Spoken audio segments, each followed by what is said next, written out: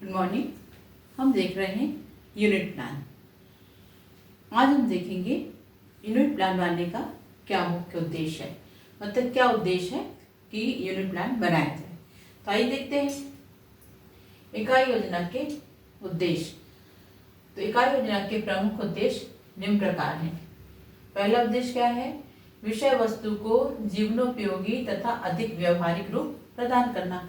मतलब जो विषय वस्तु पढ़ाने जा रहे हैं उसको जीवन के लिए उपयोगी बनाना और अधिक व्यवहारिक रूप प्रदान करना। दूसरा जो उद्देश्य है, विद्यार्थियों को सीखने के लिए अधिक अवसर प्रदान करना। तो सीखने के अधिक अवसर प्रदान करना इकाई योजना का दूसरा उद्देश्य है। तीसरा उद्देश्य है विद्यार्थियों की रुचि एवं आवश्यकता अनुसार विषय वस्तु का संगठन करना। यानी रुचि के अनुसार और आवश्यकता अनुसार विषय वस्तु का संगठन करना तीसरा उद्देश्य है यूनिट प्लान का। चौथा उद्देश्य है किसी समस्या, सिद्धांत, नियम अथवा सूत्र पर केंद्रित विषय वस्तु को विभिन्न उपखंडों में बांटना। यानी कोई समस्या है, कोई सिद्धांत है, कोई नियम है, कोई सूत्र है, तो उसको उस पर जो केंद्रित विषय वस्तु है तो उसको विभिन्न उपखंडों में बांटना तो उससे क्या विषय वस्तु सरल हो जाएगी। जो पांचवा उद्देश्य है विभिन्न इकाइयों के आधार पर शिक्षण विधियों, सहायक सामग्री तथा मूल्यांकन की प्रविधियों का निर्धारण करना। यानी शिक्षक ने जब इकाई को डिवीजन कर लिया, छोटे छोटे उपखंडों में बांट लिया है, तो जब उपखंडों में बांटने के बाद क्या उद्देश्य होना चाहिए कि जो उपखंड बनाए गए हैं उसके लिए कौन सी शिक्षण विधि का प्रयोग किया जाएगा, यानी वो जो विषय वस्तु है उसके लिए कौन सी शिक्षण विधि उपयुक्त होगी और उसके लिए कौन सी सहायक शिक्षण सामग्री का प्रयोग शिक्षक के द्वारा किया जाएगा और मूल्यांकन की प्रविधि कौन सी होगी। यानी जो विषय वस्तु पढ़ाने के बाद जो मूल्यांकन होगा उस मूल्यांकन के लिए हम कौन सी टेक्निक का प्रयोग करेंगे।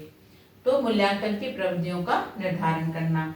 फिर छठवां है इकाई शिक्षण के उपरांत प्रत्येक इकाई के लिए बालकों की उपलब्धि का मूल्यांकन अर्थात इकाई परीक्षण करना। जब शिक्षक ने पढ़ा लिया एक यूनिट तो ये शिक्षक का काम बन जाता है कि जो भी उसने पढ़ाया है तो ये देखना कि बालकों ने कितना आत्मसात किया, कितना समझा, उसके लिए क्या करना है, इकाई परीक्षण करना है। आप सुनते हैं बच्चों के यूनिट टेस्ट मतलब आपको इकाई पढ़ा दी गई है, उसके बाद आपका टेस्ट है ना, मूल्यांकन होगा।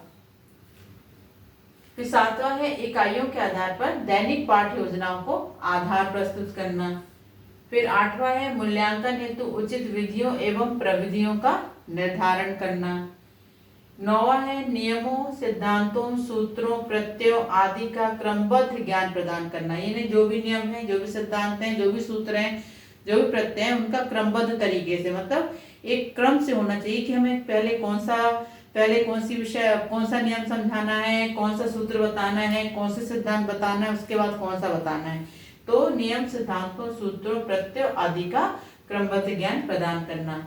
फिर अगला जो उद्देश्य है वह है विषय वस्तु पर आधिपत्य या मास्टरी प्राप्त करना। मतलब विद्यार्थियों को उस विषय वस्तु में पारंगत हो जाए, उस विषय वस्तु को अच्छी तरह से समझ जाए, उसमें उनकी मास्टरी हो जाए।